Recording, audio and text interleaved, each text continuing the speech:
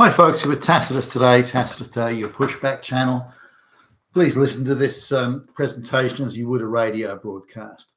In this essay, I'd like to talk about what do the globalists, the rich and powerful globalists, what do they actually want?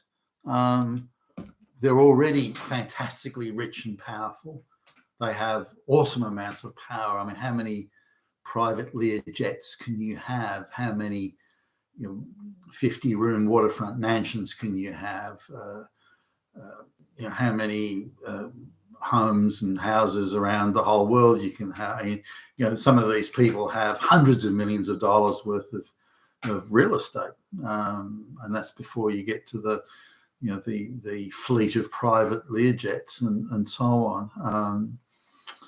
Now, the power they have is similarly awesome. These are people that have the power to direct others or to orchestrate. They direct others. They wouldn't do it themselves, but to order it to happen, to command that it happen, to rig a United States presidential election. They have the power to simply declare that a British Prime Minister, we don't want that person there, get rid of them now.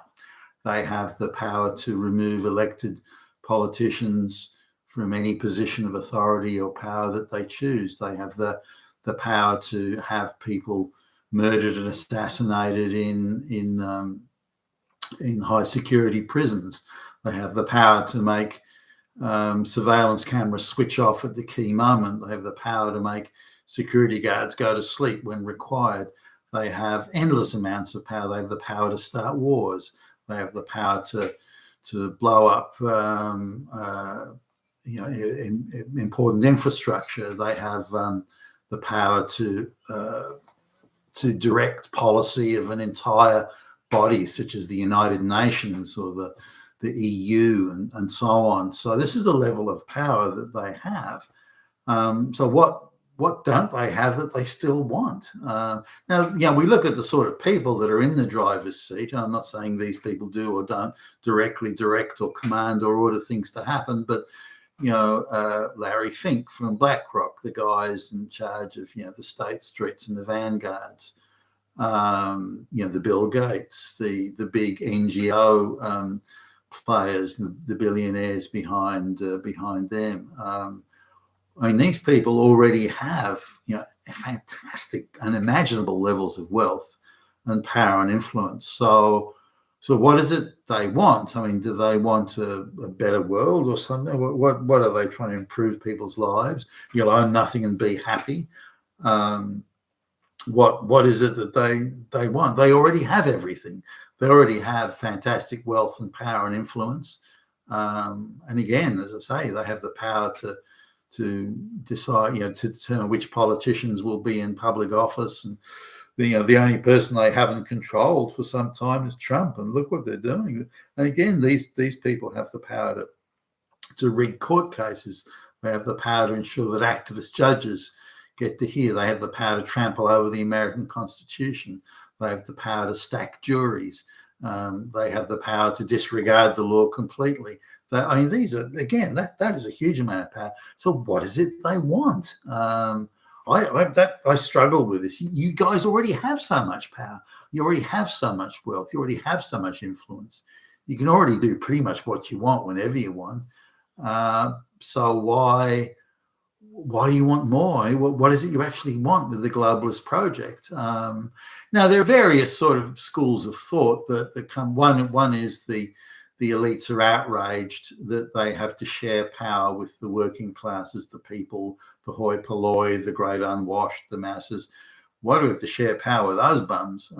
We need a system where we can do whatever we want when we want without any sort of consideration of what the people may want.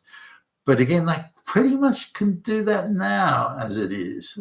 So they control the entire Western mainstream media. They control. So now there are pockets on social media they don't control, which drive them crazy. But in reality, most of the information pumped out into the public domain, they control and curate.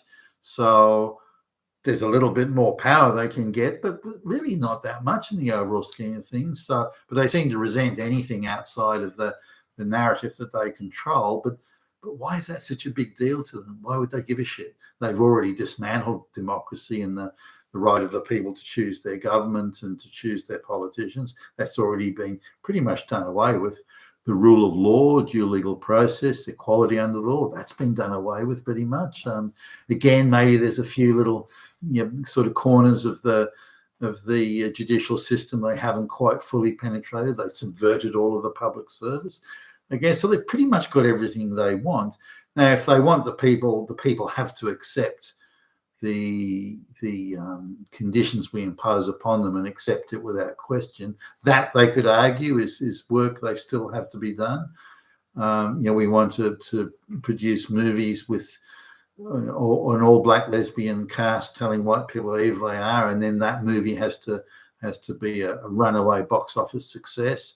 And until we get that level of compliance, then we can say that our power isn't complete enough. Maybe there's that, but that seems rather petty for these sort of people. I don't know. Maybe that's an issue.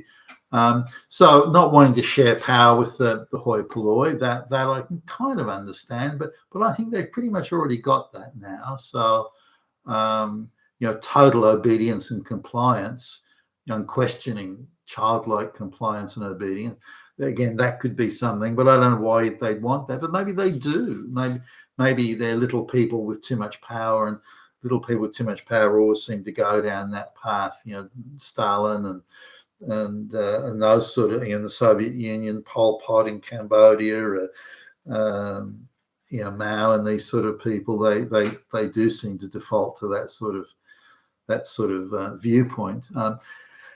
Now, there's the Jewish, but given there's a heavy overrepresentation amongst the globalist prime shaker movers of Jewish people, Larry Fink, for example, then this is part of the wider Jewish diaspora thing, which I've mentioned many times, and I'll just cover it quickly again, that they still want revenge for, as they see it, centuries of oppression of Jews by the Christian sort of church, the Catholic Church, Christian Church, and also by, more recently, of course, the Russian pogroms in the 1880s and 90s, 1930s and 40s, Central Europe, of course.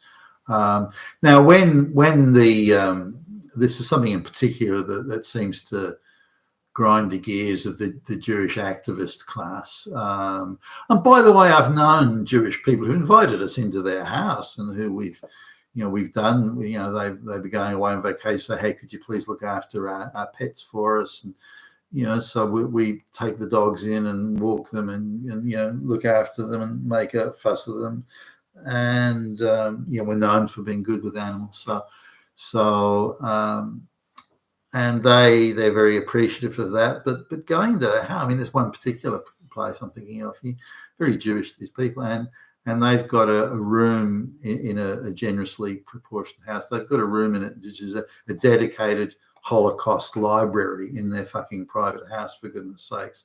And it's walled ceiling to floor bookshelves stacked with every book imaginable on the Holocaust. And it's sliced and diced in every way. And so these people are real activists, and their view, they don't seem to really know much about Jewish history other than the propaganda sort of element of it. But the bottom line is, from them and other members of the Jewish diaspora, is that when the Nazis first came to government, the National Socialists first came to government in Germany, and when Hitler was appointed chancellor, and for the first sort of several months, Hitler didn't really have much power.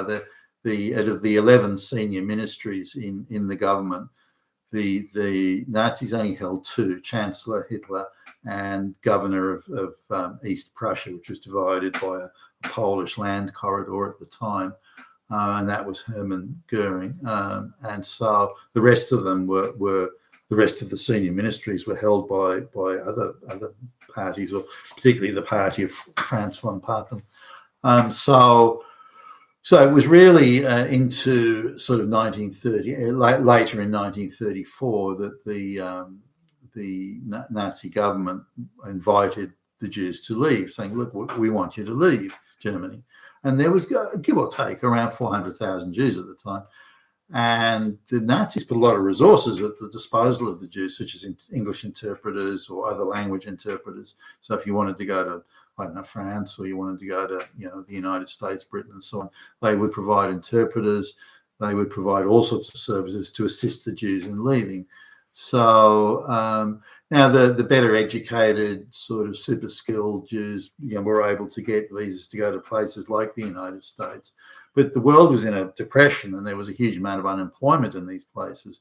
So you had to, the bar was set very high. If you were somebody with a, like an Einstein, then sure, you could get a visa. But if you were people of low to moderate skill or no skills and no language thing, then it was very hard, because there was a worldwide depression, there was high unemployment, and everybody had frozen their immigration situation there. They just weren't taking new immigrants in. So when the Jews tried to emigrate from Germany, and they only wanted to go to other rich white countries, by the way. I mean, they could have walked straight into Africa at any time, but they only wanted to go to the rich white countries. And so only about half of the 400,000 Jews in Germany at the time, give or take about 200,000, got visas to migrate from Germany to other places like Britain, United States, and the like. So those other 200,000 remaining, they didn't do so well, and that's a matter of historical record now. So now the ones that were particularly sort of because there was a heavy overrepresentation of Jews in Marxist revolutions, communist clubs and uprisings and industrial unrest and so on, and the large number of homosexuals and lesbians in the Jewish population who were also part of the activist class, then they were quite severely targeted and suffered quite seriously from that. Now, these people then just did things like they would jump into a ship and then just go and try and just arrive in New York Harbor and say, okay, you have to give us asylum. And this was refused by the US government and other governments around. They were refused. And this is seen now as a collective form of guilt for all Gentiles. All non-Jews must now universally share a guilt for not accepting these 200-odd thousand German Jews from that time.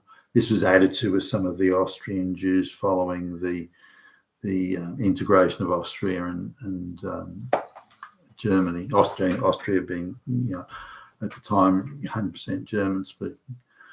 So this the Jews hold today as being a collective guilt that the Gentiles must bear, and that if a world can be created where everyone is ostensibly equal, but with a morally superior philosophical class, which is all going to be Jews, and black lesbian school teachers and so on. But this idea that in a sort of a form of socialist paradise for anything other than the elites, this will then create a world where never again Jews can be victimized. So it's this sort of hazy pipe dream type thing, and very much part of the, we've been unfairly victimized, and they all have the collective guilt for that unfair victimization. So we create a world where that victimization can't take place.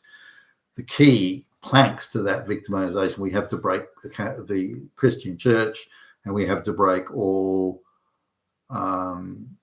Gentile power structures of any description, and that will then automatically lead to this nirvana of equality. Of course, it's an absurd, childlike take on causes and effects, but it's something that, as far as I can tell, is widely taught in Jewish schools. And the Jews also have this idea of we have to leave the world a better place than we found it, and that's now a metaphor for if we break the power of the Christian church and the Gentiles, a power and all, then we have made it a better world. So one becomes a metaphor or a precise equation for the other, which is insane, by the way.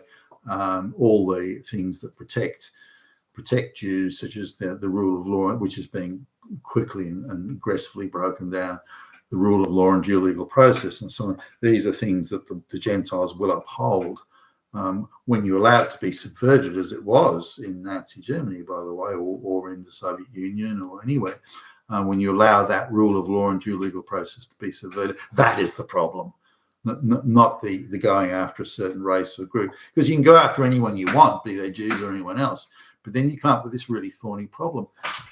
The rule of law and due legal process, independent courts that scrupulously apply the law. Now, so it makes it very, very hard to go after people and victimize them or do anything to them, because you have to go past this rule of law, due legal process, the rules of evidence, independent courts. And once you come up against that obstacle, then suddenly you find you can't really do anything to these people, be they Jews or anyone else. So the issue here was never that the Jews were being victimized or not victimized, or the problem was that the rule of law was subverted and perverted so that whoever wanted to go after the Jews could do it with impunity. The issues that are happening today in going after, straight white males, for example, it intrigues me the number of court cases that I've seen where straight white males have been horribly victimized through arbitrary law and arbitrary suspension of their legal rights. And often it's Jewish judges that are presiding over these cases, the same sort of people that will scream from the rooftops that Jews are being victimized. And here they are happily and aggressively victimizing others, not understanding that while the rule of law is absolutely, has treated with great sanctity, is fully in place, no one can come after you because they have to go past this rule of law and due legal process. So I can see that element of what the globalists want, given again the heavy overrepresentation of guys like the Larry Finks and so on in the globalist elite. But beyond that, I can't come up with a single thing. What do the globalists really want? These people that are really pushing it. I'm not talking about the stooges and the talking heads they stick out front, and the influencers and the flunkies and the fetch and carry bums like the Keir Starmers or so on. I'm not talking about them. I'm talking about the real decision-making string pullers, guys like the Larry Finks, the Klaus Schwabs and the like. They already have everything. What is it they really want? What more can they want? I can't imagine their motivations are altruistic.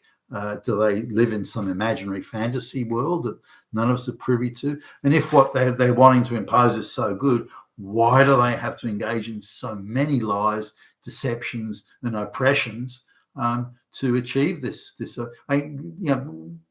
Organising the assassination of a leading presidential candidate because you don't like their views. I mean, fuck. So why don't they try and sell us this wonderful future? But they can't, and they don't. They can have smiling, black lesbians on the front page of brochures and so on. But how are they going to tell me why will the life of my kids be better with the globalist project? Because at the moment, all I can see is it'll be worse, much worse, significantly worse. So I come back again. I can't see what it is they want. And the things that they possibly could want, how could they be of any benefit to them, given they already have so much? You've been with Tacitus today, your Pushback channel, and thank you for listening.